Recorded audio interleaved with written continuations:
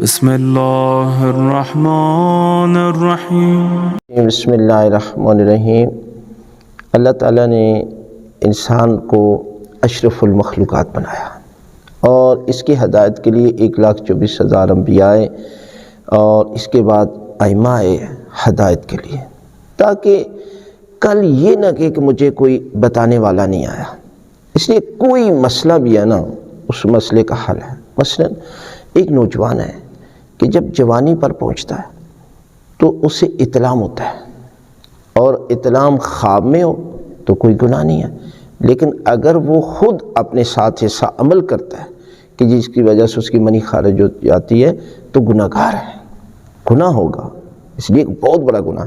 اسی طرح جب میاں بیوی کا رشتہ ہوتا ہے تو ہم بستری کرتے ہیں، اجر ہے، ثواب ہے، منی خارج ہوگی تو اس سے کوئی گناہ بھی نہیں ہے، لیکن اگر اس سے ہٹ کر بیوی جو ہے وہ اپنے میاں کو فارغ کرتی ہے، اس کی منی خارج کرتی ہے، تو دیکھیں یہ بھی جائز نہیں ہے۔ اس لیے کہ دیکھیں یہ پروردگار کی طرف سے ایک ایک نعمت ہے، لیکن ہم شکر خدا نہیں کرتے۔ دیکھیں پروردگار نے کیا کہا کہ انسان کو میں نے عبادت کے لیے پیدا کیا، اور اس کا ہر عمل عبادت بن جاتا ہے۔